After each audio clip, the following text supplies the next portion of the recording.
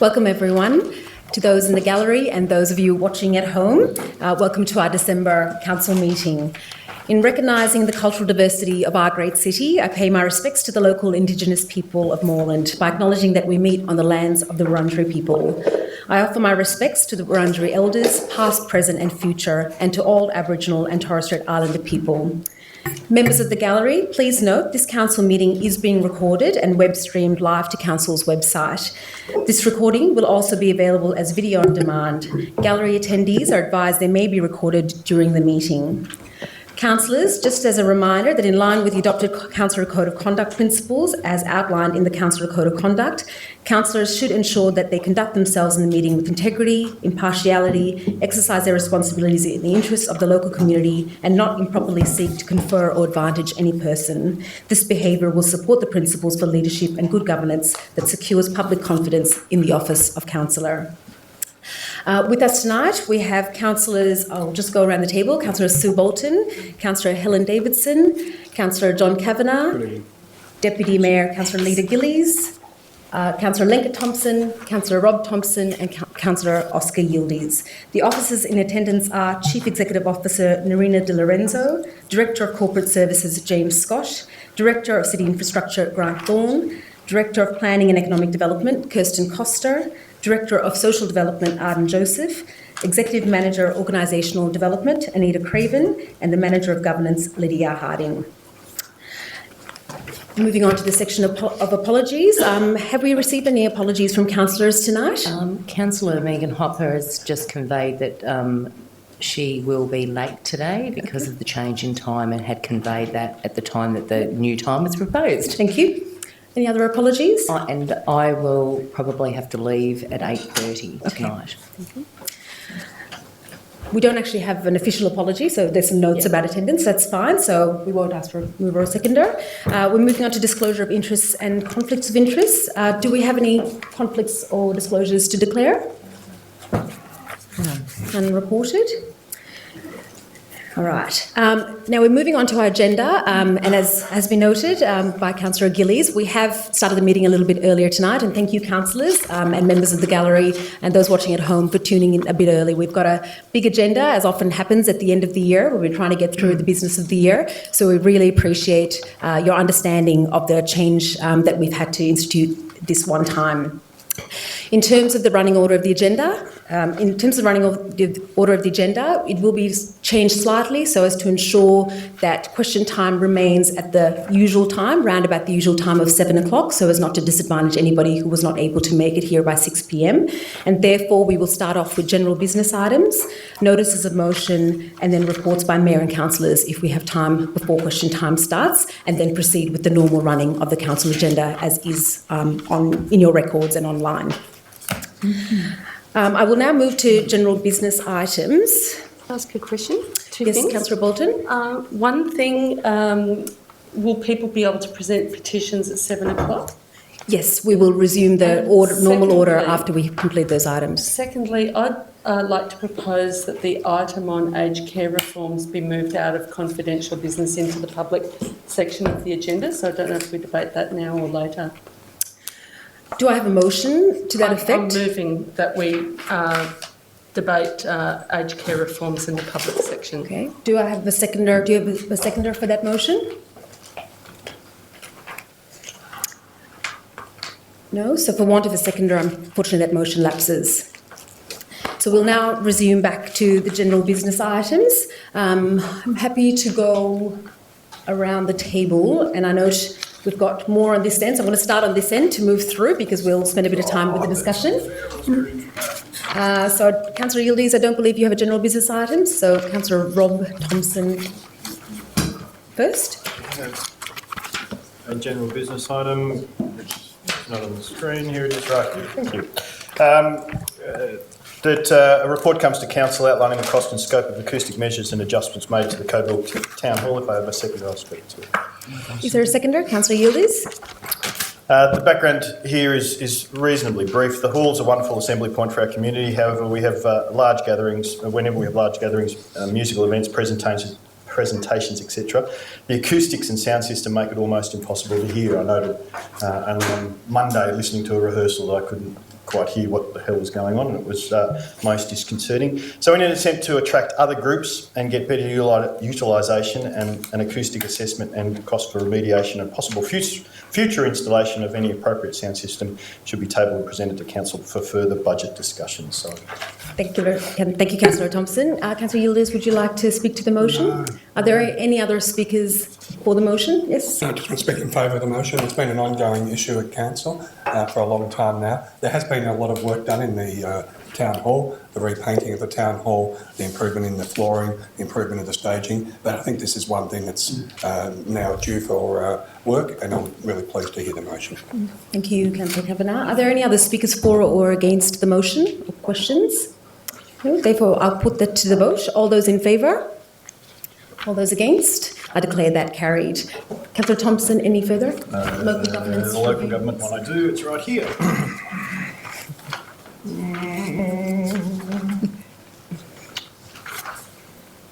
Page 4. Page 4. Page 4. I'd like to move the motion that local government submission for the review of the Local Government Act. If I have a seconder, I will speak to it. I'm happy to second that question from the chair. The state government is currently conducting a review of Local Government Act. The potential reforms that could follow the review will be significant. The motion seeks just to formalise the process of council making a submission and build in opportunities for council to provide input prior to the deadline of submissions on the December the 18th. There are a number of points, but that you'll find on page 5. Note that the submission and the review of the Local Government Act is in process and will be submitted by the 18th, and that a draft of the submission be circulated via email to all councillors by the 11th of December, with feedback invited until Tuesday the 15th of December. Thank you very much, Councillor Thompson. I don't need to speak to the motion. Are there any further speakers to the motion? No? Therefore, I'll put that to the vote. All those in favour? All those against? I declare that carried. Thank you, Councillor Thompson. Councillor Lenker-Thompson? I've just got one, thank you. And the motion is that Council resolved that this general business item be appended to a general business item that was tabled earlier this year with the following addition. The Council received a report outlining 1, the steps to working with Plastic Bag Free Moreland and Plastic Bag Free Victoria in looking to develop and implement the Intelligent Plastic Wise program, one that's been implemented currently down at the Surf Coast Shire, and also to outline options in supporting and advocating to the state government to ban the distribution of limited use plastic bags at the point of sale in Victoria. So if I have a second, I'll speak. Yep. Is there a seconder to the motion? Councillor Bolton? Would you like to speak to it, Councillor Thompson? Yes, just quickly. We've been approached by Plastic Bag Free Moreland and Victoria about council's use of plastic products, and it's been investigated that though local government doesn't actually have jurisdiction over banning plastic bags or plastic products, it's all held in the state's jurisdiction. There are things that we can do on the local government level, like at council-run events, that we look at different mechanisms of using, instead of using plastic products, we investigate other ways of using it. And I think working with other local governments who have already implemented such a program, I think it's a good opportunity that Moreland work as such a shire. So hopefully they can bring it here as well. Are there any further speakers to the motion? Can I just ask a question? Certainly, Councillor Kavanagh. Councillor Thompson, can you just remind me of the gist of the original general business item, just so I can see how this fits into it? Definitely. Thanks, Councillor Kavanagh. I should have talked about that. It's just about a general how Moreland can ban plastic bags in the municipality. It was just a general one like that. Any further speakers for or against? Or any questions? Councillor Bolton, did you wish to speak to the motion? No, I'm fine, Okay, thanks. great. I'll put it to the vote then. All those in favour? All those against? Declare that carried. Next in line, I've moved for my own general business item. So I'd like to move that Council resolves to write to the following members of Parliament to express our disappointment at the recent decision to proceed with the sale of land at 208A Hilton Street, Glenroy, prior to the feasibility study being conducted. Council asks that the State Government reconsider this decision, delay the sale of land until the feasibility study is completed, and re-enter negotiations with the Merri-bek College Working Group, the Wurundjeri Land Council and Moreland City Council about the retention of this land for public use. And the following ministers are who we would like to send this letter to: the Honourable Dan Andrews, the Honourable James Molino, Honourable Jane Garrett, Honourable Natalie Hutchins and Honourable Lizzie Blandathorn. Section Part B is that we write to the Indigenous Land Corporation and other key stakeholders asking for their support for this request of the State Government. And Part C is that Council supports in principle the application by the Wurundjeri Land Council under the Traditional Owners Settlement Act 2010 for the site of 208A Hilton Street, Glenroy to be included as part of the land justice acquisitions for a peppercorn. If I have a seconder, I'll speak to the motion. Councillor Bolton has seconded the motion. Just in speaking to this motion briefly, as you might know, and the community is well aware, given the recent publicity around this issue, we have been fighting for the site of the previous Merri-bek College in Glenroy to be retained in public hands. Council has been in negotiations with the State Government and other key stakeholders about securing this site. Recently, we were told that those negotiations hadn't progressed and the State Government were proceeding with the partial sale of the land. We're asking the State Government to stay that process, allow the feasibility study to be conducted, and for other processes as are being undertaken by the Wurundjeri Land Council to look at things like native title to be exhausted prior to the sale of land, given their significance. So I think it's important that we keep up our advocacy and increase awareness about the significant loss to the community this would represent if this was sold to private hands. Councillor Bolton, would you like to speak to the motion? I would like to speak to this one, thank you. I think this motion is a very important motion to support the retention of the Merri-bek school site. There used to be an Aboriginal school on this site in Glenroy, which was closed down by the previous State Government in 2012, with students not being given any kind of educational pathway. It's a site of significance to the Aboriginal community, and it serves probably an Aboriginal community of up to 3,000 between the Moreland Hume areas. There aren't really any Aboriginal services in this area, but it would be, if we can keep this site, the prospect of an Aboriginal community hub with culture at its centre, which would be welcoming of the broader community, will be a great area, because it would be an opportunity for cultural exchange between the traditional owners, the Wurundjeri, the dispersed Aboriginal clans and also non-Indigenous people. But last week we got a real fright because the State Government indicated it's about to speed up the sale of this site. If the site gets sold and developed on, it will be lost forever, and it will probably just be another bunch of flats or whatever. But we've got a site to keep, a chance to keep it. It is of huge significance, and the Australian Services Union, I know, has put out a media release calling for the State Government to cease the sale of this land, and a few other organisations have indicated support for the campaign to try and stop the sale of the land to enable a feasibility study to happen on this site. And now there is this native title application under the Traditional Owner Settlement Act. Have a moment to lose, and we certainly need to hasten off with these letters and also think about other ways in which we can secure this site. Thank you, Councillor Bolton. Are there any other speakers in favour of the motion or against? Put forward a small amendment that Certainly. we also include Frank Maguire, because Certainly. up until the last state election that was in his electorate, Yep. and also the Northern Metropolitan Upper House members. Yep.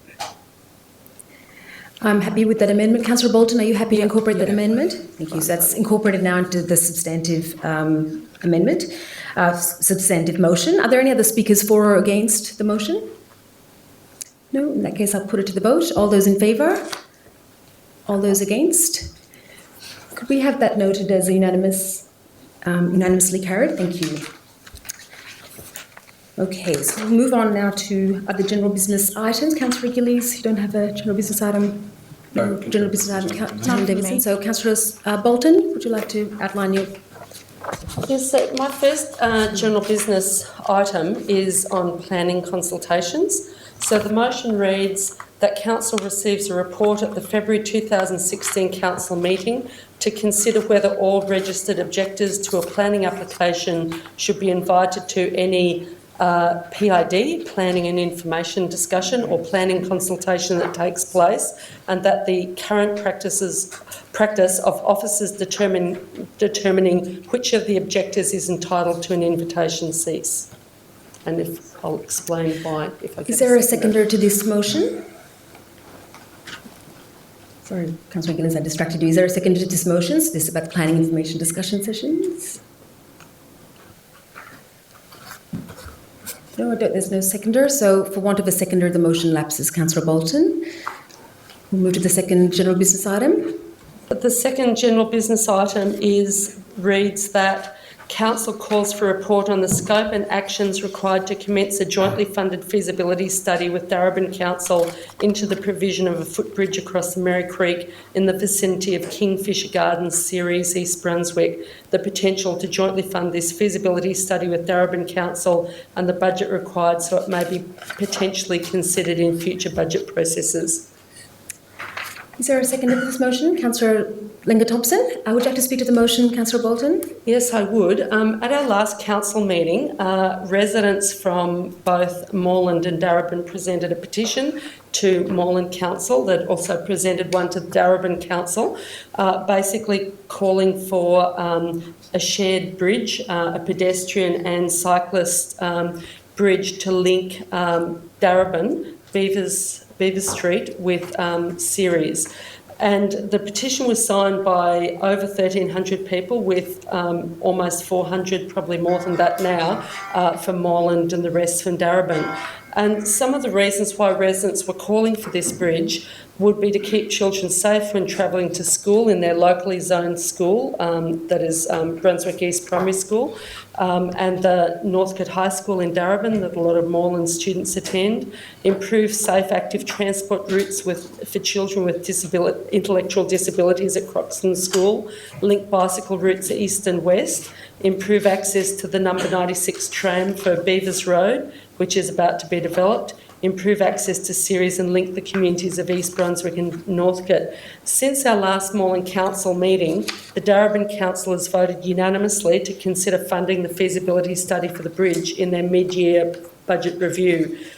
So as part of the motion, Moreland will be approached by Darebin to fund 50% of the feasibility study. So I felt that we should really have a discussion about this and put it on the table so that it's something that we consider as part of our budget. I mean, certainly I think the project has a lot of merit. I mean, the question is, funding for the project, but we certainly should be considering this project. I think the street that students currently travel on, primary school students, is, there's a steep hill, speeding traffic. So a lot of parents are very worried about the safety of their kids, and there's certainly a lot of natural synergies. I gather there used to be a pedestrian bridge there in the 30s, but there's been demolished or withered away since then. So there's certainly a precedent for it, and I think it would be widely used if it was feasible to build such a bridge.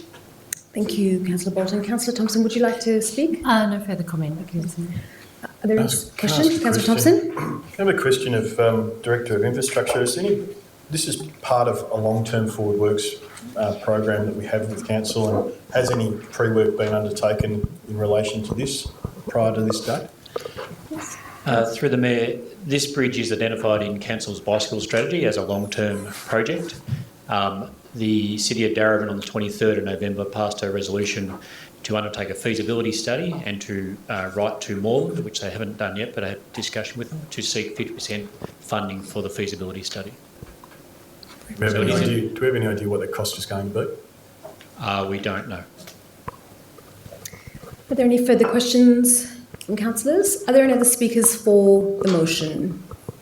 Any speakers against the motion? In that case, I'll put it to the vote. All those in favour? All those against? Declare that carried. Councillor Bolton, you have further general business items?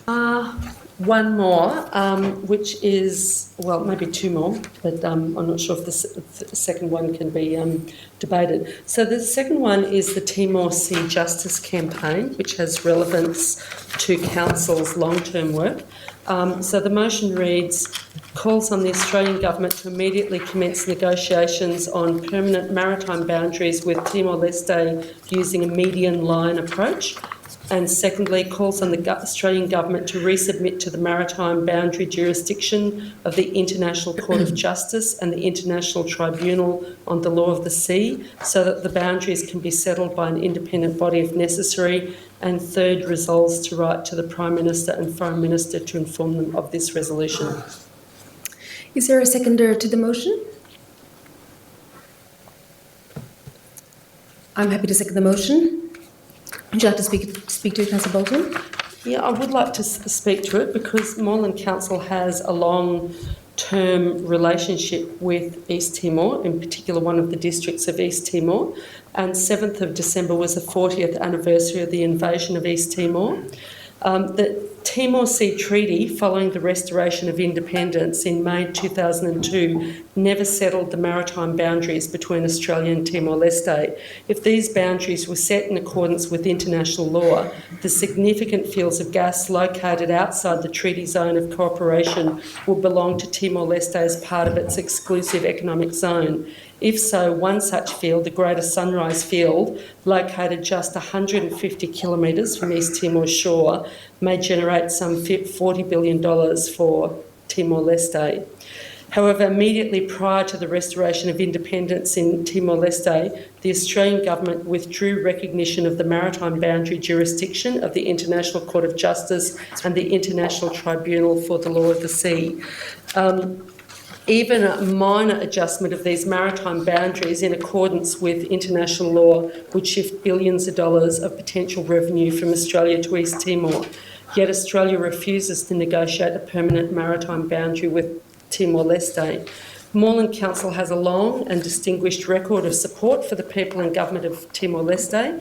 Moreland and Hume Councils first established a friendship relationship with the district of Ailu in East Timor-Leste in 2000 and have continued that relationship, signing 5-year friendship agreements in 2005 and 2010. Former Moreland Mayor Lambros Tapanos visited the district in 2014 to discuss practical assistance for the local district of Ailu. I feel that for this long-term relationship to have meaning, real meaning, we need to pass this resolution so that East Timor can get its fair share and not get robbed anymore. At the moment, if you look at a map, there's no clear boundaries between Australia and East Timor. There's no boundaries at all at the moment. I'll speak very briefly in seconding the motion. I know there's generally concern around some of these motions about the jurisdiction and whether local government should be speaking to these matters, but given our sister city friendship relationship, I believe it is important for us to continue our advocacy, and therefore I'm supporting the motion. I'd like to open it up now to any questions that councillors might have. Councillor Thompson? I'd like to speak against the motion. Yep. I unfortunately have been elected to discuss rates, roads and rubbish, whilst I have limited understanding of rates, roads and rubbish, and some would say none whatsoever. I certainly have no understanding of maritime law, the median line approach between countries, nor do I have any understanding of our foreign trade discussions at a federal level, and I believe that that is what my federal government does. I don't think that we should be involved in this, particularly as we're asking to make a statement about boundaries and we're actually giving them an ultimatum as to what we're after. I just don't think we should be messing with this. I'm disappointed that it's been given air or oxygen at this particular meeting, not because I don't agree with it. The email was sent to me at about 5:36 this afternoon. I have no understanding of it whatsoever, and nor do I want to waste any time thinking about it. Thank you, Councillor Thompson. Fair points. Are there any other speakers for the motion? Any others? Yes, Councillor I'd like to Thompson. speak for the motion. I too am in a similar boat with Councillor Thompson about the knowledge of the maritime boundaries and such, but listening to Councillor Bolton speak to her motion, as with Councillor Ratnam, I believe this is something that is linked with Moreland in terms that we do have a sister city relationship, and also noting that Darebin also has a sister city relationship with Balcow. So being in that boat, I'm happy to support the motion that Councillor Bolton put out. Thank you, Councillor Thompson. Are there any other speakers against the motion? Councillor Kavanagh. Just simply want to say that I understand that we've had a relationship with AU and I've supported that, but it's a long bow to say simply because we've had a relationship with AU that we therefore now enter into international negotiations for, regarding treaties and regarding the rights of the international waters, etc. Yes, we've had councillors in the past that when we were looking at the Coburg initiative going to France and to England, and it doesn't mean that we're experts in everything that happens in those two countries, simply because we've had a relationship with them. Thank you, Councillor Kavanagh. Given some of the concern that's been raised, I'd like to ask Councillor Bolton, given I understand the significance of this motion, and I understand there has been it's been a campaign that's been going for quite some time with significant work. I'm concerned that if the motion is lost because people don't feel that there's enough time to consider it, would you still like to proceed with proposing the motion or an alternative, perhaps to defer it? Yep. It could be withdrawn. So I'm just putting the suggestion in terms of the process forward. Would you still like to proceed with proposing this motion? I would like to either proceed with it or defer it to the next meeting, either way. But we're not talking about the council entering any kind of negotiations. Yep. We're just talking about something which is equitable given council's long work in this area, if it's to be meaningful. So the options before us now are to either proceed with the motion as read or to withdraw the motion, which doesn't preclude you from bringing it back to a further meeting. So I'll just put that choice to you now. I'd like to proceed with the motion. Okay, so be it. Any other speakers for or against? Okay, I'll put that to the vote. All those Can I speak and reply? Yes, you can. Yeah. Firstly, I did send this motion around council by the due time, by the deadline, for all council items. And as you well know, I take up many different issues from public toilets to planning issues, like I raised a bit earlier, and this issue about East Timor. And by rights, this is something which really council should have had a discussion about much earlier, given we've been relating to the district of Alu. I probably haven't got the pronunciation exactly right, for 10 years or more. So, I mean, I think it's something which we should have really discussed much earlier. And it's not calling on council to get involved in any kind of negotiations. It's talking about Australia participating in the independent international body to determine these matters, and to actually negotiate, because at the moment Australia is refusing to negotiate any kind of boundaries with East Timor. They're just refusing to negotiate. So to me, that seems that is a very fair thing. And given that we've had this long-term working relationship, it actually has an impact on the district that Moreland is supporting, because this basically means that East Timor, a very tiny, poor third world country, which was racked by war for many, many years, doesn't have the resources to develop its economy. And so, this is just a very simple motion. Thank you, Councillor Bolton. I'll now put that to the vote. All those in favour? All those against? No. I have the casting vote, which I'll use to vote in favour of it. So the motion is carried. Councillor Bolton, do you have any further general business items? I think my next item on aged care services needs to be discussed in confidential. Is that right? Is that just a ruling? Yeah. Would you like to reply? Yes. Through the Mayor, the advice has been to potentially put that in the confidential section while the report on home care services is being considered, because they may be related. As a standalone item in general business, it's very difficult to provide any advice about any possible policy implications or implications of going with that motion. So it would be better to put it as part of that item.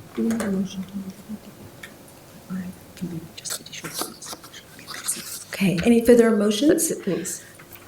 We have one outstanding item, which is the impact of the job active requirements. Councillor Bolton, did you wish to move that, or Councillor Gillies wish to move it? Yes. Councillor Good. I Bolton.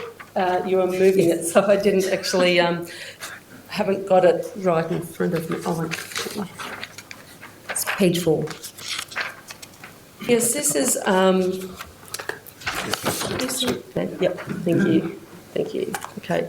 So this motion is to write to Senator the Honourable Michaela Cash, Minister for Employment, to highlight concerns about the implementation of the requirement for job seekers to apply for up to 20 jobs per month. Is there a seconder to the motion?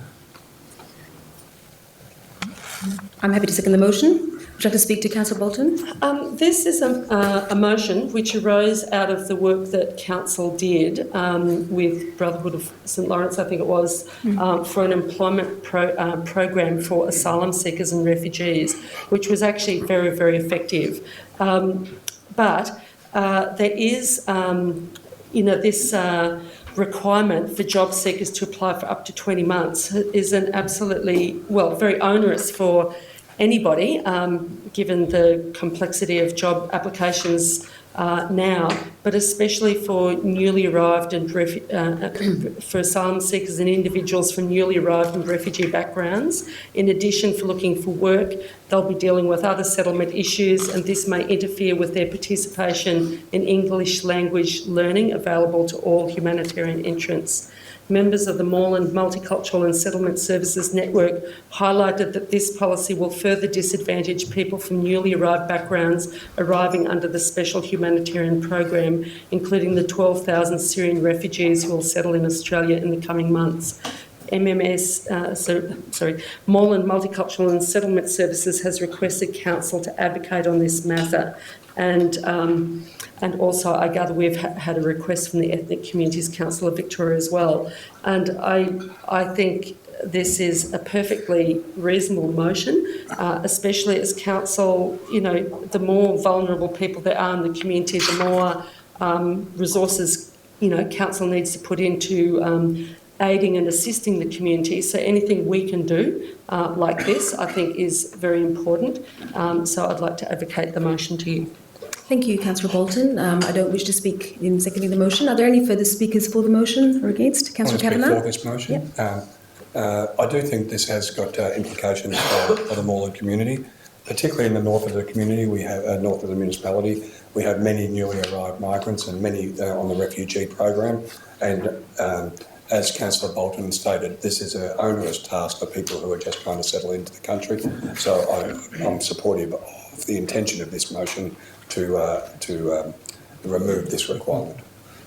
Thank you, Councillor Kavanagh. Any further speakers on this item? In that case, I'll put it to the vote. All those in favour? All those against? I declare that carried. I think that brings us to the end of our general business items, unless I've missed anyone. Excellent. So we will now move to notices of motion. So these are contained within your agenda. The first notice of motion is Notice of Motion 5015, the Compact of Mayors, which is one of my notices of motion, so I'll just read this out. And the motion is that Council resolves to note that Council has joined the Compact of Mayors initiative coordinated by ICLEI. And point 2, Council resolves to receive a further report to consider whether Council should become a member of ICLEI. Do I have a seconder to the motion? Councillor Lenka Thompson. Just in speaking briefly, as suggested in the notes before you, Council has been approached, although we're not a member of ICLEI, to join the Compact of Mayors, and particularly in the lead up to the Paris climate negotiations that are happening currently. Councillors were in favour of us joining the Compact, given all the work that we've done in terms of our climate change action. There wasn't actually substantial extra work required for us to join this compact, and therefore we've made that submission, and this just formalises it. It also seeks to explore if we should become a member of ICLEI, who are a sort of kind of a peak body for local governments talking about climate change action. And given the significance of the talks at the moment, the statement by cities, regional, rural and metropolitan cities, as I understand it, is really, really significant, and is continuing to push the momentum for really significant significant agreement at the Paris talks. So I commend this motion and hope it receives a support. Councillor Thompson, would you like to speak to it? Yeah, just quickly as well, thank you, and congratulate you for bringing this to our attention, because I believe that Moreland City Council and the ESD unit has a lot to offer on the global scale for sustainability. Certainly, we're doing many leading initiatives in that area, and given that we didn't have to do much to almost sign up to the Compact of Mayors, it's just showing that we are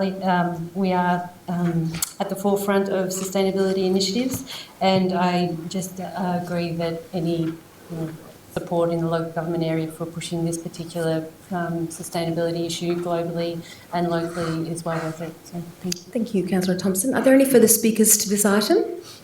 Any questions? No? In that case, I'll put it to the vote. All those in favour? All those against? I declare that carried. We're moving on to Notice of Motion 5115, which is Relay for Life, another one, my last one I'm proposing. And the motion is that Council resolves to support the Relay for Life event annually in Moreland. And point 2 is that Council receives a report in February 2016 outlining the types of support Council will provide to the event annually. Councillor Kavanagh. Councillor Kavanagh, I saw his hand go up first, so seconded by Councillor Kavanagh. Just speaking briefly to this, over the years I've been on Council, we have supported this event without fail every year. It's often required a motion to come before Council to specify the type of support that we are going to provide, both financial and other logistical support. Given Council's continued support for the event, I think now we should move it into just part of our program of events that we support, and this motion just seeks to outline the process by which that could happen.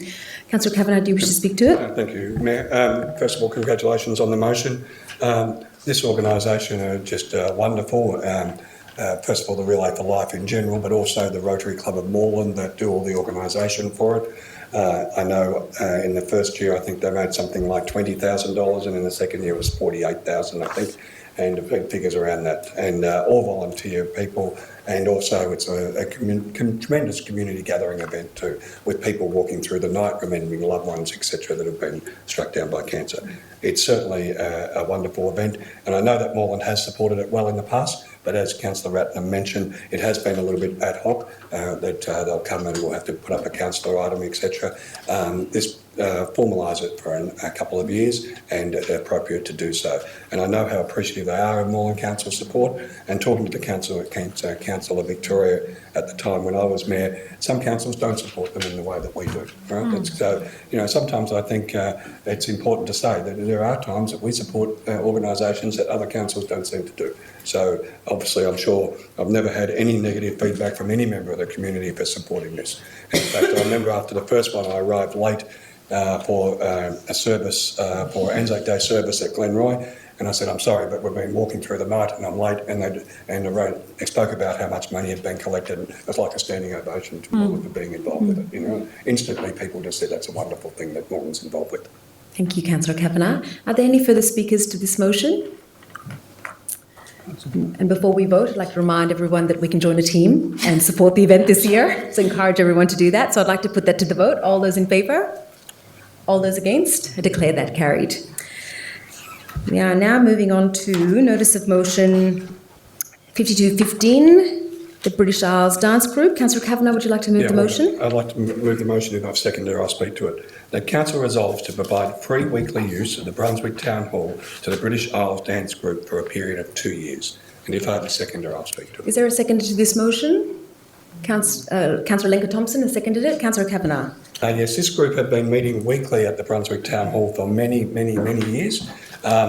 As you can imagine, many of the members of the group are elderly, and so their numbers are reducing, and so that's had an impact on their finances. Councillors will remember that we've received a letter from the group. It stated that in 2013 they were able to make a profit throughout the year of $7,000 or $7,779.10. With the reducing of numbers, with people incapacitated and not being able to attend as often as previously, in 2014 they made a small profit of $1,416.76. However, last year they made a loss of $4,547.89, and this is simply because their numbers are reducing. They still get about 50 people to their dances at night, and as you know, we want to involve elderly community, we want them active, etc., and all the benefits that go with that, with social inclusion, etc. But at the moment, they're finding it hard to pay the rental of the town hall. They have a great relationship with all the staff down there, and this is basically to try and help them along for a couple of years to get back on their feet. Thank you, Councillor Kavanagh. Councillor, I'll just ask Councillor Thompson.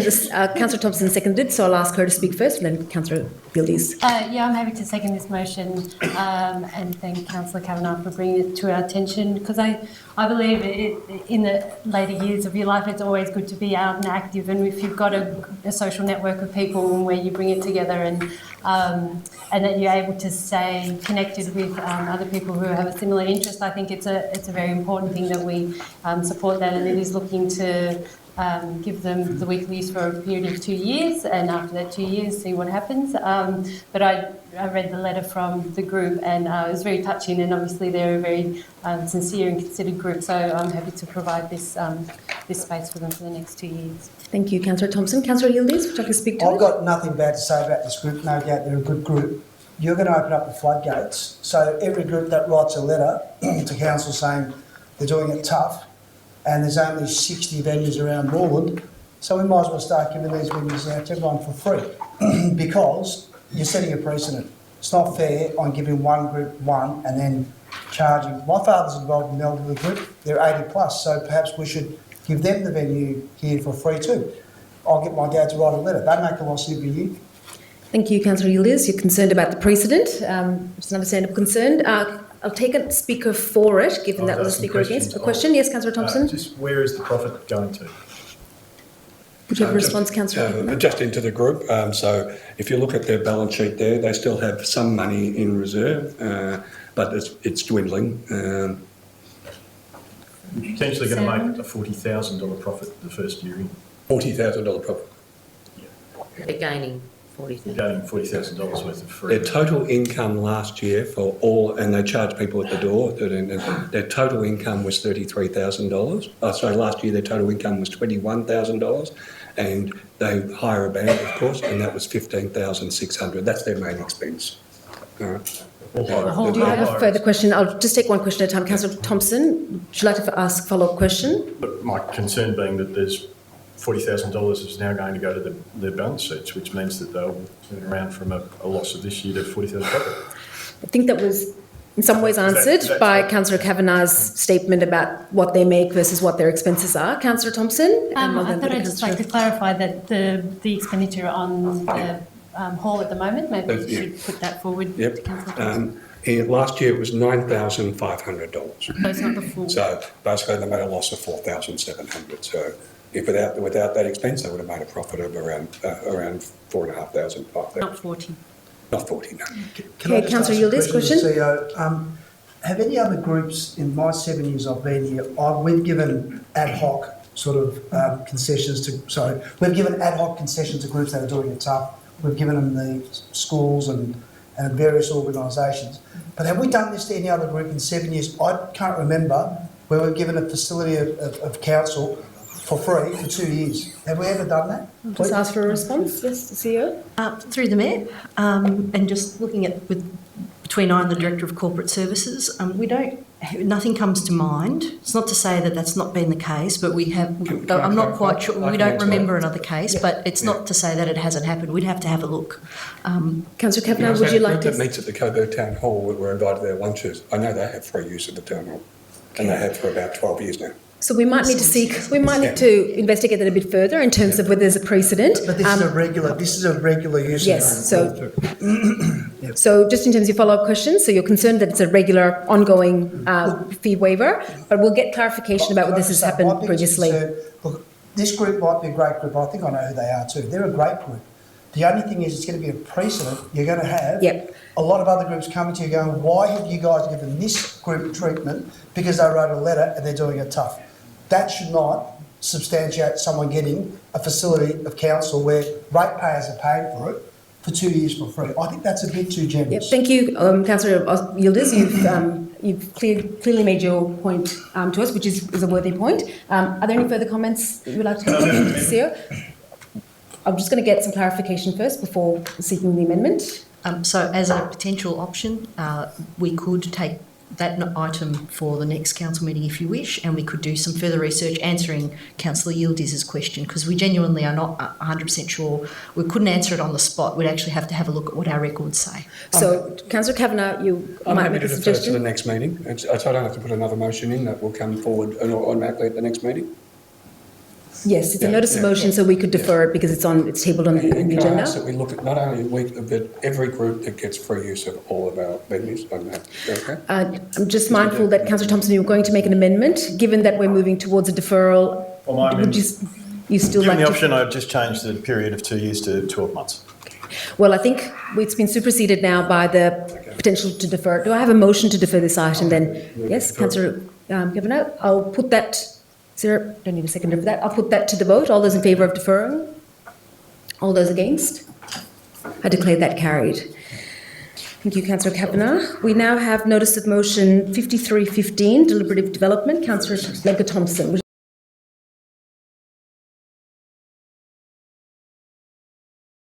you like to speak to this motion? Yes, thank you. I'd like to move the motion on page 587, which says the council resolved to acknowledge deliberative development as a model which can ensure that future owner-occupiers can purchase a dwelling which more closely meets their needs than the speculative development model, and to meet the key stakeholders involved in the deliberative development model to get a better understanding of how such a model can be realised in Moreland.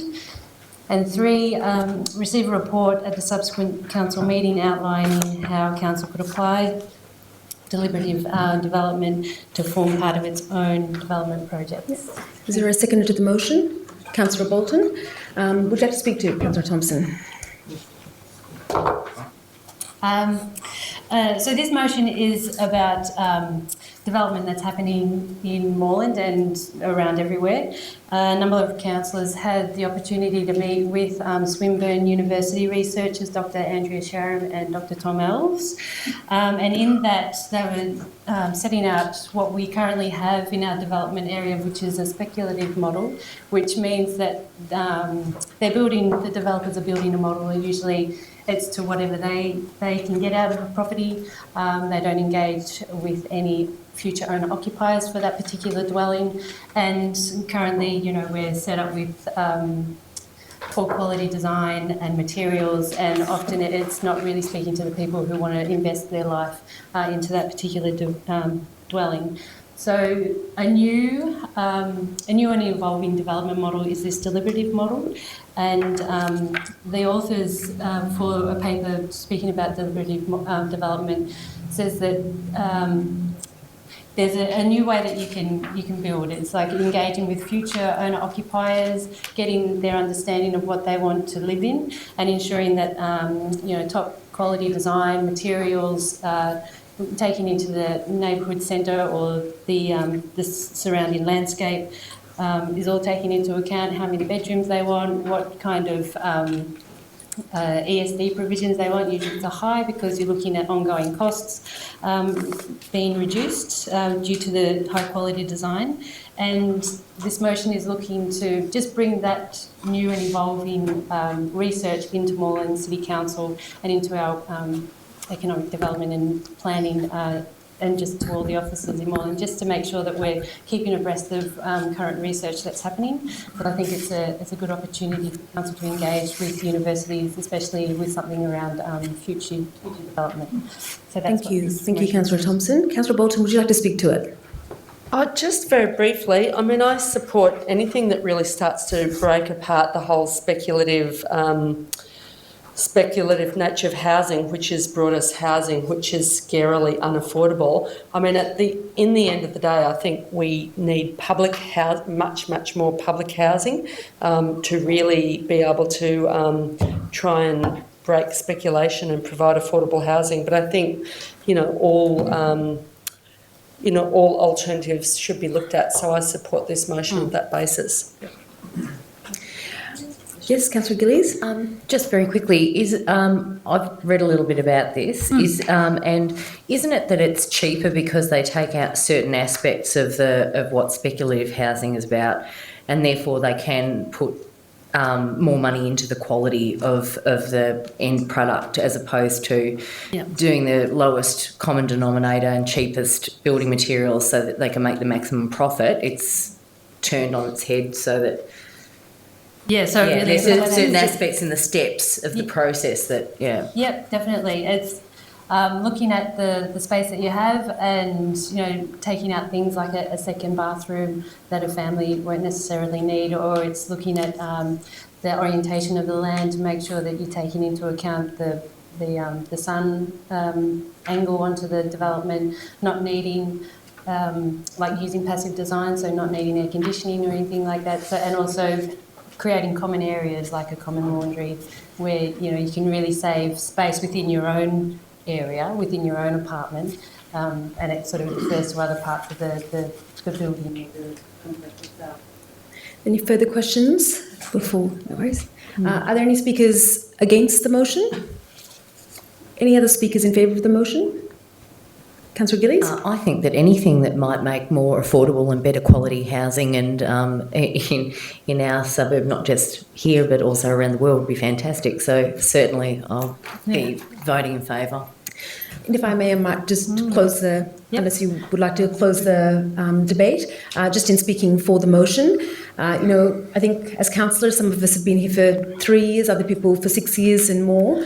There aren't often times where something comes before you that you think it could be a really transformative thing you're about to vote on. We're often asked by the community to change the way development's happening, particularly in areas like Moreland, when we're under such intense pressure for urban development. This model, I believe, has some incredible potential to change that model. We've seen some successful projects go up in Moreland themselves, and very unique projects, and what this model tries to do is capture that process to see whether we can expand it onto other new developments, and particularly for areas like Coburg, which are about to face more intense development. It would be incredible, I think, if we had some showcase projects that change the development trajectory of a whole area. So I'm really hopeful that this investigation will yield us some things that we'll be able to work with to actually change the way development's done in the city. So I really commend this motion. So on that note, I'd like to put it to the vote. All those in favour? All those against? Declare that carried. Unanimous? Yes, and could we note that as an unanimous decision? Thank you. Given that's the end of notices of motion, councillors. So I'll now move on to reports by mayor and councillors. Given that we started the general business items from my left-hand side, I might move from my right-hand side. Would you like to? I was wondering if, given that there's some residents who've only just arrived for question time, if we could have a 5-minute break. Are you proposing? Are you moving? Start question time. You're proposing a motion to have a 5-minute adjournment. I would like to put that to a vote. It's a procedural motion. So all those in favour of a 5-minute adjournment? All those against? I declare that lost. Councillor Bolton, do you have a report that you'd like to present? No. No, not from me. No. Councillor Gillies? I'll just very quickly. I held a ward meeting. I have a ward meeting every month at the Glenroy RSL at the last Thursday of every month at 7:30 p.m. And I just want to report back that really the same kind of issues came up. The lights at Hardington Street, they're looking forward to those going in. I have promised that they will go in by March. If not, I said that I would put them in myself. And that's just near Glenroy Station, for those who are not aware. A number of people brought up the concerns about the numbers of building inspectors and how we're monitoring what developers and builders are doing in the area in terms of whether or not they're meeting the expectations of their planning permits or, traffic management plans and those sort of things. So I did explain that council have asked for a review into that particular area so that we can see where we need to beef up our numbers so that we can be monitoring what the development that's going on in the area properly.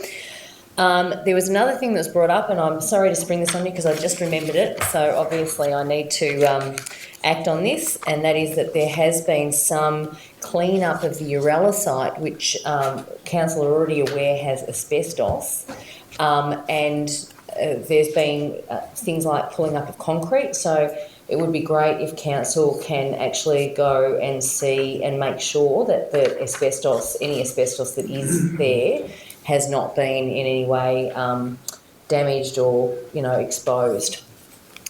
Other than that, I had something else to say and I can't remember what it is. I will wait until our next council meeting for this, but for those of you who have been watching the headlines, there's been quite a few deaths on construction sites in the last 2 weeks. We had 2 young boys, really, or young men, killed by a concrete formwork that fell off a truck that wasn't tied properly. That was in WA. Another worker fell from a scaffold in WA. A concreter in Melbourne, a young boy of mid-20s, died while they were pouring concrete. And because I'm now working in that industry, I probably take more...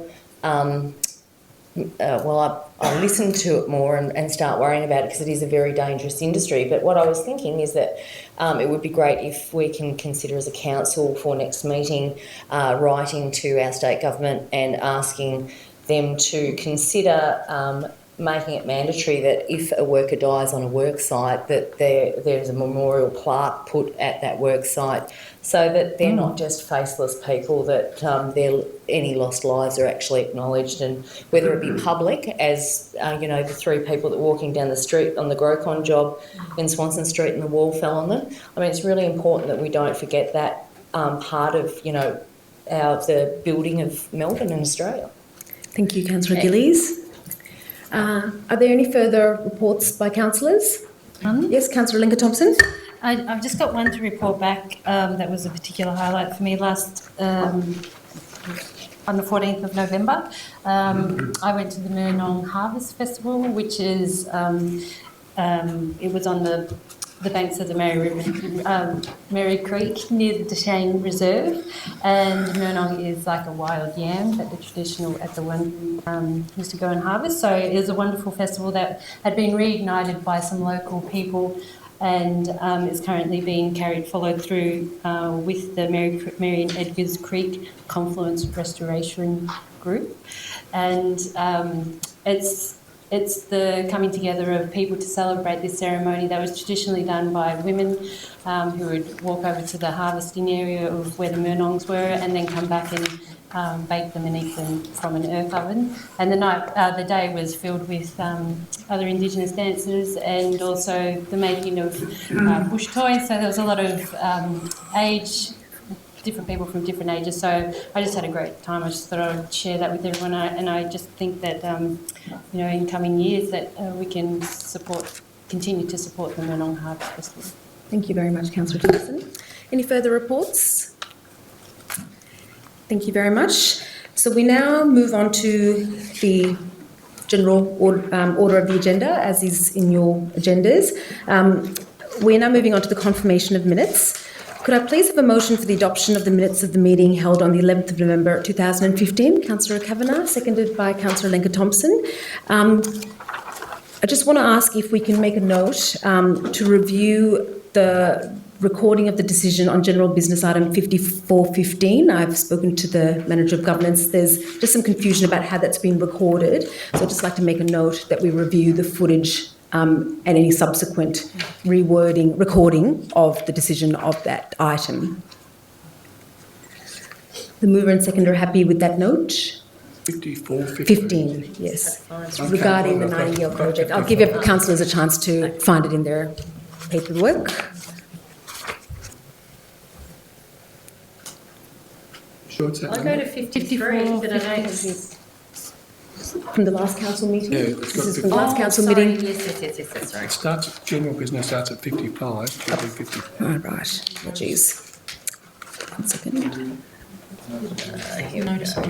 Apologies. It's a notice of motion. Oh, I just got the notice order wrong. Can you give me the right? 5415. It's notice of motion 5415. Apologies.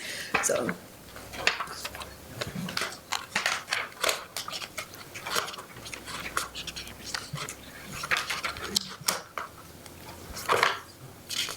The only 2 notice of motions mentioned here The only ones mentioned are 4915. So actually, I'm going back to my original wording. Now I've got it up on the screen. It's general business item 5415, car parking, VCAT and Nightingale. It's on page 9 of the minutes of the previous meeting.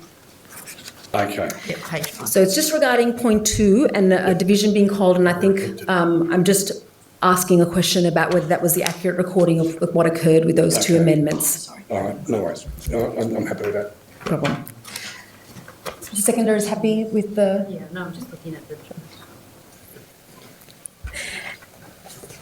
Anybody like to speak further to this item? I guess I'll put it to the vote. All those in favour?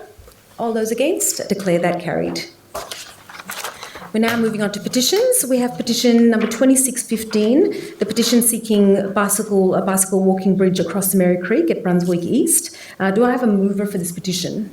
Councillor Bolton, seconded by Councillor Lenker-Thompson. Would you like to speak to it, Councillor Bolton? No, I've already spoken to it with the earlier general business item. Councillor Thompson, would you like to speak to it? Any further speakers to this item or against? I'd like to move the, like to ask for a vote. All those in favour? All those against? Declare that carried. Now moving on to petition 2715, the petition in relation to amendment C158, Coburg North Core Industry and Employment Area. Is there a mover for this petition? Councillor Yildiz, seconded by Councillor Kavanagh. Would you like to speak to it, Councillor Yildiz? Councillor Kavanagh? Any further speakers to this item? I'd like to put that item to a vote. All those in favour? All those against? I declare that carried. Are there any further petitions by either councillors or members of the gallery to be tabled this evening? I'll just ask... Okay, I'll come to Councillor second. You can present them then, say a few words. So if you... Yes, you're welcome to hand in the petition. You've got some speaking words. Thank you. Yes. So if you can just speak briefly to the notion of the petition. Yes, I'd like to bring to your attention the need for a public toilet in Faulkner, in the CB Reserve Park over there, and also to present this petition. In this park, there is the library, no toilet inside, the kids' playground outside the library, the skate park, there is no public toilet, and we do need one is this location. It is very popular, and also it's in the heart of Faulkner. The best location will be outside the library. Now, the second point I'd like to mention today is the upfield bike path missing link. This missing link is needed to connect the upfield bike path from the end of Sage Road, which is outside the Garrish railway station, to the Western Ring bike path. It does not have to start from Box Forest Road. I spaced it out, and it was about 900 passes, say 1 kilometer. Because this is why we save some money. That will take off cyclists from Sydney Road, which is very busy and dangerous. There is plenty of land vacant along the rail, which looks like a rural land. We are waiting for it for many years, and I believe it is in the council's plan, very long term, but we don't know whenever it's going to be done. Thank you. Thank you, sir.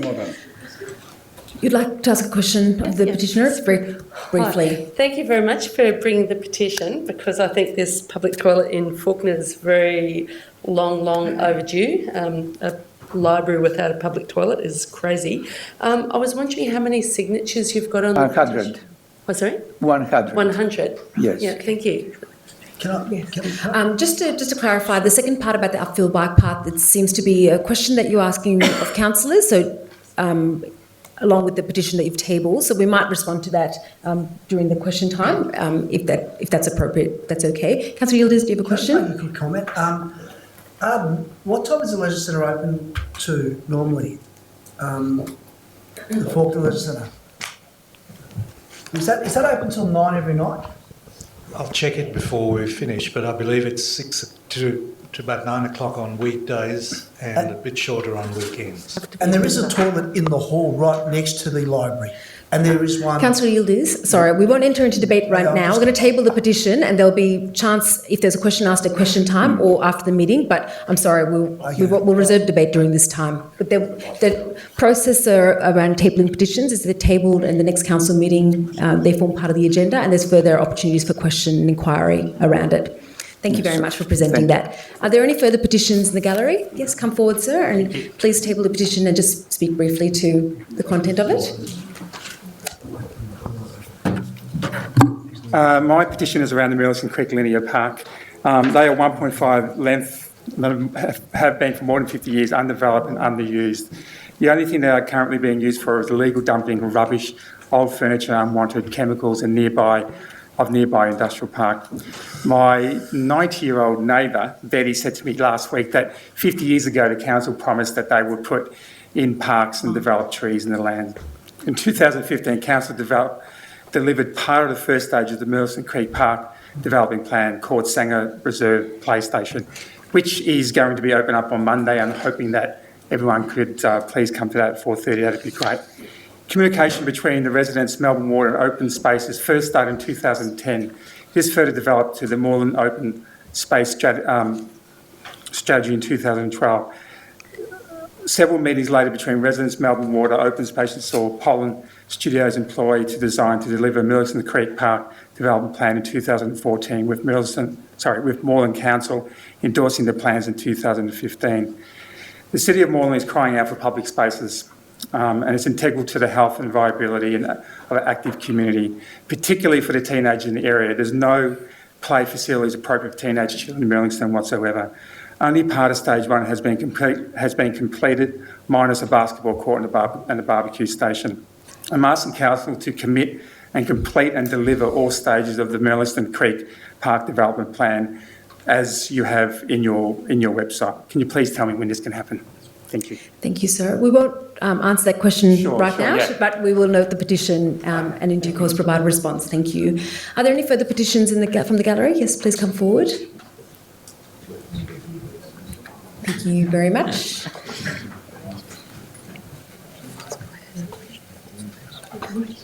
What's she up for? Hi, councillors.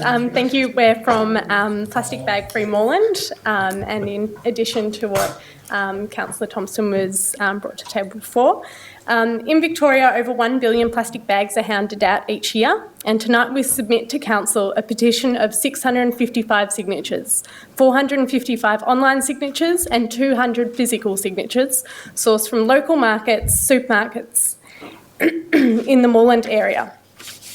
We would like the Moreland Council to do the following: support and advocate for the state government to ban the distribution of limited use plastic bags at the point of sale in Victoria, and commit to working with Plastic Bag Free Moreland and Plastic Bag Free Victoria in looking to develop and implement the intelligent plastic-wise policy decisions being implemented on the Surf Coast. Thanks. Thank you very much. Thank you for that presentation of that petition. Are there any further petitions from the gallery? One more petition from the gallery. We'll then proceed to councillors. Councillor Bolton, thank you. Hi, I'm Bridget Costello from 197 The Avenue, Coburg. I just wanted to present a petition we've just started collecting signatures on to support the retention and protection of buildings and trees on Lot 1, 197 The Avenue, Coburg. It was recently drawn to my attention and the other neighbours in our street. Am I making a terrible noise? That Stand away from it. We can hear you without the site contains bluestone outbuildings and a bluestone cottage that were part of the original Glengyle mansion on that site. There is an application to develop the site underway, and we've been concerned that the council planning office haven't shown sufficient interest, I suppose, in these historical buildings. We feel that Coburg doesn't have a lot, or Australia doesn't have a lot of built history, and we'd like to see any development incorporate the building fabric remaining from the original Glengyle mansion in these outbuildings. Nobody knew about these existing buildings until recently because the thematic history, and the Moreland Council had contained Richard Broome's advice that the entire building had been demolished, but we found out recently they hadn't, from a recent resident of that site. So I've got some photographs. Would you like to pass them around? Thank Can you. you please table the petition as well? Signatures, thank you. And I'll present the petition. Yes, thank Yep. you. Thanks. Thank you very much. Are there any further petitions from the gallery? No, I'd like to move then to councillors. Councillor Bolton, would you like to table a petition? I've been presented with 88 signatures calling for more public toilets in central Coburg area. Thank you, Councillor Bolton. That's noted. Any further petitions by councillors? Thank you. So we'll note the receipt of those multiple petitions and we'll provide a response to the petition requests in the months ahead. We're now going to move to reports from Community Council. We first got on the agenda RCC 2515, Victorian Local Government Association. Is there a mover for this report? Can we move those on block? Certainly. I've got a motion to move all the reports from Community Council on block. Happy to second. So Councillor Rob Thompson is moving that and Councillor Yildiz is seconding it. Are there any speakers? Would you like to speak to the reports? Councillor Yildiz, would you like to speak to the reports? Any further speakers to any of the reports? In that case, I'll put it to the vote. All those in favour? All those against? I declare that carried.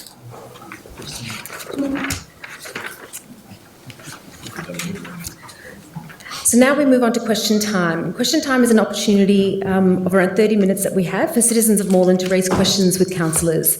Please note that if your question relates to a matter of any of the officer reports, this is the time to raise those questions with councillors. A maximum of 2 questions is allowed per person. A maximum of 3 questions will be heard on any subject. Council will then proceed to the next subject, returning to the previous subject if time allows. If your question cannot be answered, it will be taken on notice and responded to between now and the next council meeting. If a response to your question is provided at tonight's meeting, there will be no further action taken. We have 30 minutes and we really want to make sure that we hear all the questions, so I ask that we don't enter into debate during this time, and if we need to, we can have a more detailed discussion outside of this forum.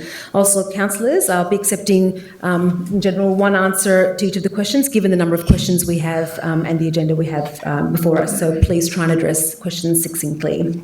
So we're commencing question time at 7:10. So we'll now move on, to some questions about car share. We've got Sahil Basin to ask a question about car share. Is Sahil with us? Oh, I didn't think I saw him. Okay, we might move on then. Justin Kasporis. Mayor, councillors, thanks again for the opportunity to talk tonight. My name is Justin and I represent GoGet, which is one of the car share operators. Moreland has been integral to the growth of car share in Melbourne. The service has successfully been operating within the city for over a decade, and in that time, thousands of local residents and organisations have signed up for car share and made use of over 50 vehicles. The revised car share policy is a positive step forward, and we're really excited at the prospect of working towards 500 cars over the next 5 years, and retiring 5,000 private vehicles over the same time frame, which is outlined by Moreland's own zero carbon evolution strategy. However, there is an issue that could cause harm to car share in Moreland, and that is the issue of charging. Charging operators annual fees for bays above the equivalent residential or business parking permit fees will unfortunately not only prevent these goals from being achieved, it will stop car share's growth and likely shrink it. We acknowledge that the process to assess the feasibility of potential car share bays, then reallocate them to operators, takes up council's time and resources, and therefore believe it is fair to make this process cost neutral for council and offer to pay for any line marking or signage necessary to convert the bays. We're also willing to take on any community consultation or any other aspects of the process that council feels appropriate to delegate to us, as we do in other areas in an attempt to share the workload. Car share bays provide another public transport option, not unlike a bus stop or a bike lane. They are an amenity for the community, generating significant economic, social, and environmental benefits. This year, Melbourne and Darebin have considered annual fees above a residential parking permit, and both have opted against levying such fees. These councils have acknowledged that to do so would hurt car share and impact residents who depend on it. If imposed, Moreland stands to be the most expensive area to operate car share outside Melbourne CBD. 20 times more expensive than a suburb like Carlton, and 100 times more expensive than a suburb such as Northcote. Is Moreland committed to car share as a public transport option? Councillors, if you truly believe in car share and its benefits, vote against annual fees higher than a parking permit and vote in favour of growing this service as another viable transport option for residents and businesses. Thank you. Thank you, Mr. Passportis, for your time as well. We might have the second question on this topic and then respond, if that was okay. But Greg Giraud, also on car share. Thank you, Mayor and Councillor. My name is Greg Giraud and I'm here on behalf of FlexiCar as a car share operator operating in the city of Moreland. I think Justin covered it very well, and I'd like to say that I support pretty much everything he said. And I'll keep it very short and sweet to not go over question time. So the city of Moreland is trying to curb the future residential fleet by using car share and by growing car share exponentially. Car share is a public transport option that is seen as the most single effective way of reducing future residential fleet and vehicle kilometer travel in private cars. So I think operators and the city of Moreland are very much aligned on this point. Recently, the city of Darebin reviewed its own policy and initially wanted the introduction of new fees of car share operators. And I think the city of Darebin made a very strong call to actually change their mind and can the fees and opt for a model which is cost neutral to council and where there would be no ongoing fee to operators to encourage the growth of car share. Our position as operator is very much the same. We feel that the installation of bays should be cost neutral to council and that the fees should be no more than a residential or business parking permit. During conversation with councillors, some councillors talked about working on a partnership approach with car share operators, and that's something that really resonated in me. I think that, as partners, we have to tell you that the proposed fees in the initial new car share policy do not really sit well with our business models, and that it is worthwhile to review these fees. So Moreland has been very supportive, and I hope that the city will continue to lead the way in that space. And I want to ask the same question as my counterpart, which is, will the city of Moreland continue to commit and to support car share in the long term? Thank you very much. Thank you very much, Mr. Giraud. Will anyone like to provide a response to that set of questions? Yes. Councillor Thompson? Yes. And your response is yes, short and sweet. Any further comments? I'll provide a comment.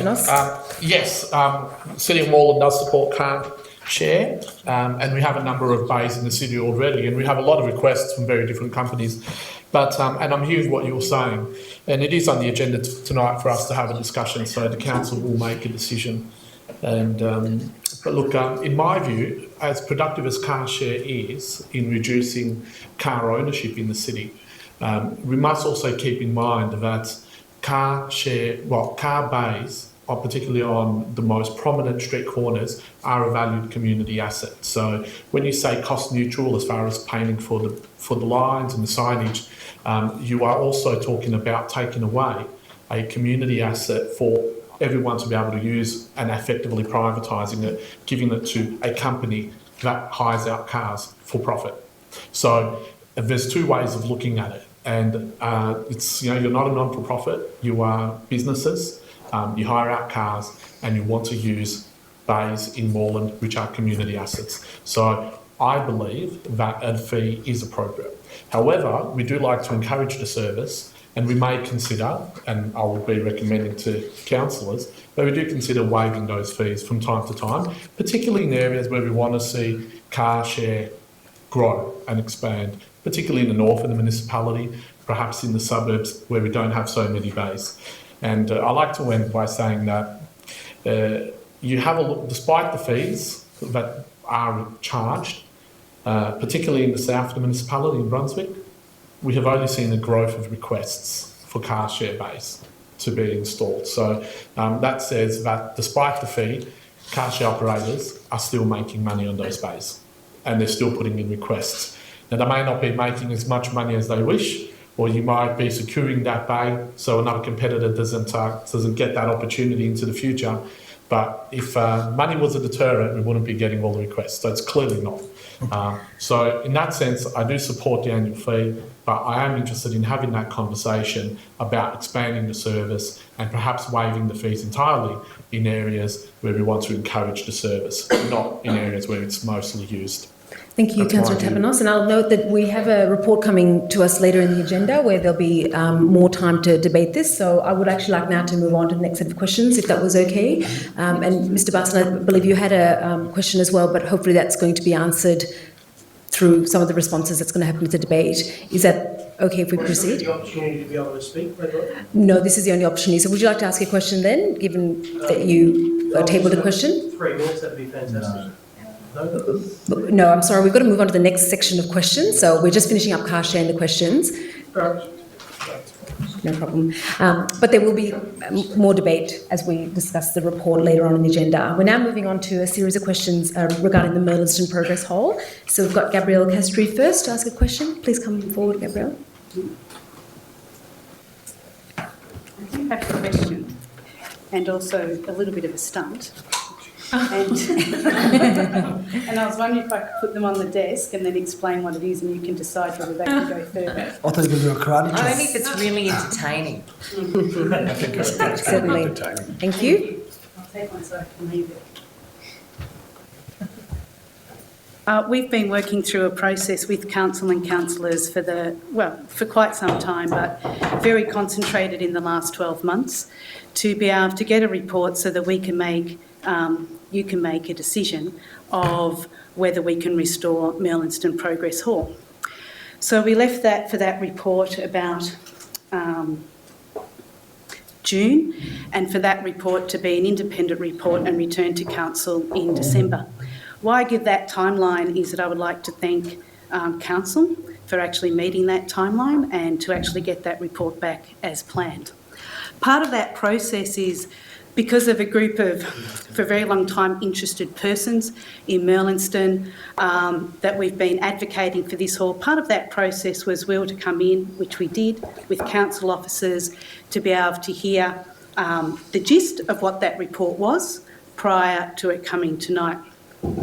And that process happened. And also I'd like to thank council for following through with that.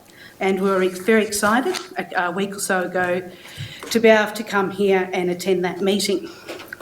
I think why I do need to explain that is it slightly went a bit awry at that point. And part of that process was that the recommendations that would come back to you tonight that are in the management report would have been done with some view of what the residents had wanted who were advocating. And there's not one recommendation that has come to you tonight that we believe reflects the views of the residents. And we actually even feel that how that meeting actually went was actually quite appalling in terms of one officer's views that went off agenda and needed to take up the whole meeting time. And so as a result, we actually really do feel that that approach, even though it was set out to be, valid, and we're really excited to participate in that, and how this management report has come, I believe is a misuse of power as to how that has been presented. So the key thing I really need to stand up to say tonight is the recommendations in this report do not express the views of Safe Progress Hall residents. But a question I do have, if I may, is to Councillor Lambros. and sorry to just stick you out, is this hall under your stewardship, when you were presiding over a committee, got heritage listed. And I'm just wondering, what are the things that make something heritage? So what's at the types? I'm not saying about this hall, but what are the types of things that come for us to sort of go, yes, tick, heritage overlay? Before moving to the response, we've got a couple of questions on this topic, so I would like to take them on block if that was okay, and provide a response after the second and third question were asked, if that was okay. Ms Castro, is that okay with you? So we'll provide a response after the next couple of questions are asked. Okay. Is there a further question before you? Yes. Part of why we think this hall is unique, and whether you can decide whether you hand out our things tonight, is the lot registration on this is that this hall belongs, the sole proprietor of Merlinston Progress Hall belongs to the Mayor, councillors and the citizens of City of Coburg. So I think that's quite a unique thing to have on an ownership of. So as councillors, you're all shareholders in this hall, as you are with us, which why we think actually does add to a heritage overlay. Sorry, Gabrielle, just mindful of time, so if you wouldn't mind asking the second question, please. So probably Fern has the second question for me this evening. Thank you very much. So we will respond once we hear the subsequent questions regarding the same matter. I suppose what would be the process of hearing our views of what type of recommendations would be suitable is probably a reasonable question, since these aren't. Okay, thank you. And we'll be able to respond to that when the councillors get to respond in just 1 minute. Thank you. Thank you for the question. I've got Fern Smith also asking a question about Merlinston Hall and the financial review statement. Hello. Hi. Thank you, Mayor Samantha Ratham. Thank you, and congratulations on being Mayor. And thank you, councillors. And I'd like to thank Sue Bolton and Lenka for being on hand when we've called up in distress or had a question or helped us work through things. Thank you. One of the, I'll just read bits out, it will be quicker. One of the reasons of the council meetings was Merlinston Hall, one of the reasons in one of the council meetings was Merlinston Hall would cost a lot more to the community than the community estimate. The community estimate would be about 500,000, and the council guesstimate was over $1 million, which prompted the residents to seek a review before the end of the year was out. The preliminary cost estimate by the construction Building Design PT Limited was $556,516.18 to undertake and restore Progress Hall, and is vastly different to the Moreland Council desktop review, which is $1,145,126.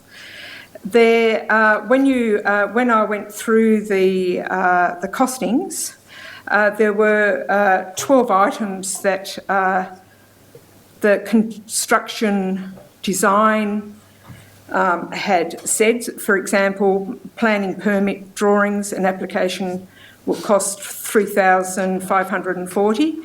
The desktop review, which was done by council, is $43,000. So that's just one of the disparities, when I went through the 12 different costings on those items alone, the council's desktop review was 5 times more than the Construction and Building Design Limited. Then there was, I found the overall financing of it really onerous, and I found it quite problematic.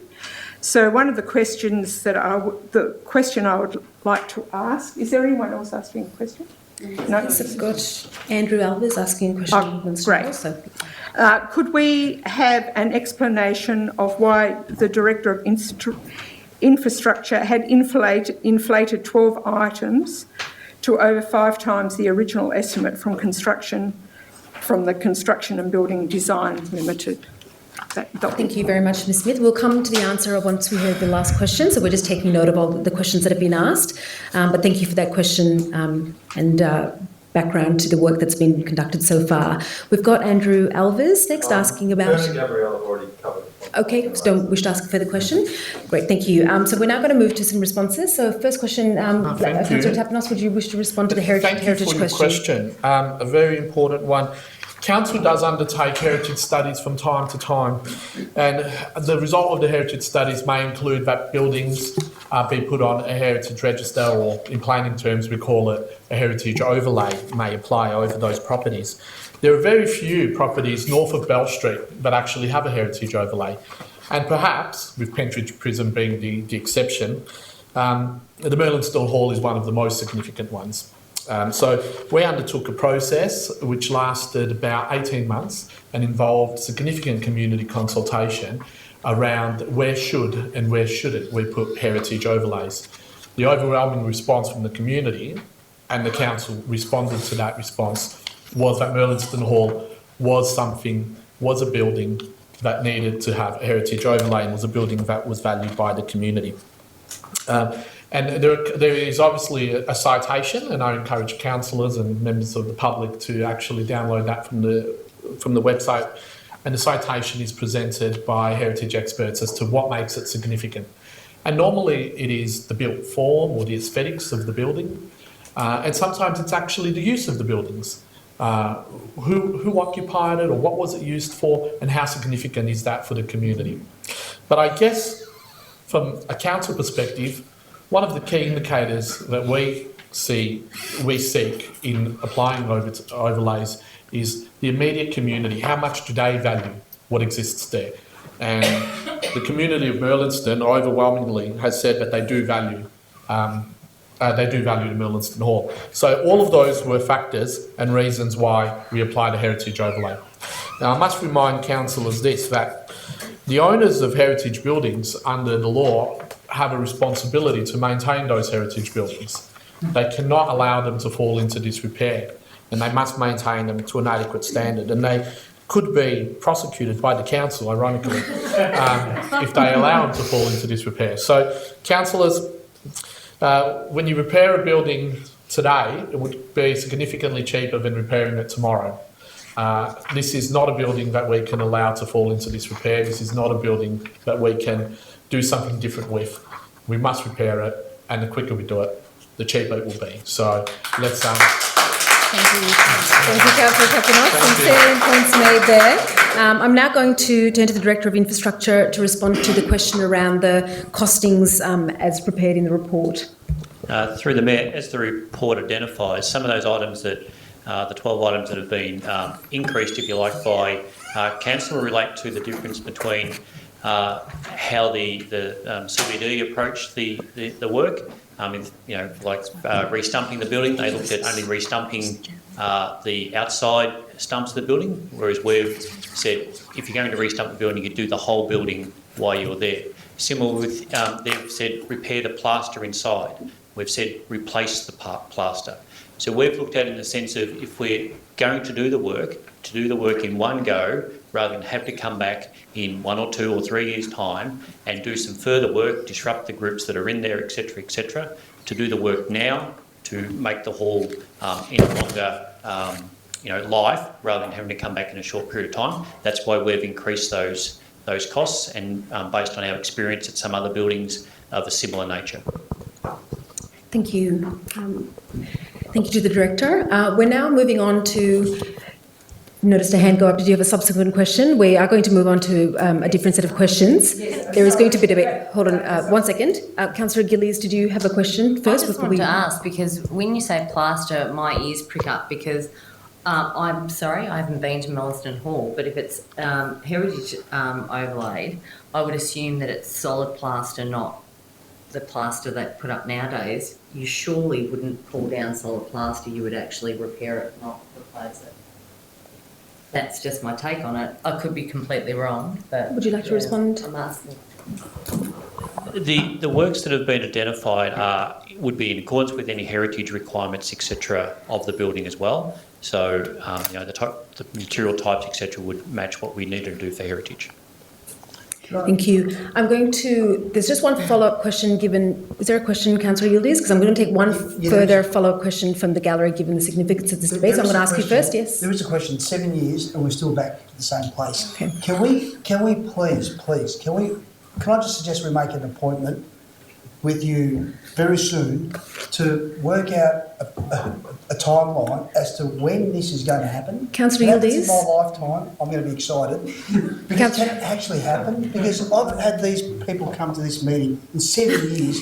Councillor Yildiz, I'm just going to remind you, I've just asked a question. You've asked the question about the timeline. Councillor Yildiz, you've asked a question about the timeline. I'd like to respond to that. There is a report coming before Council tonight in the agenda. Councillor Yildiz, if you let me finish. And that's going to outline the next stages. And there are some amendments on the table as well. So I'm going to hear the subsequent question, just given the significance of this item. This will be the last bit of debate that we can have with the public before we move into the debate later on about the item between councillors. Would you like to ask a further follow-up question?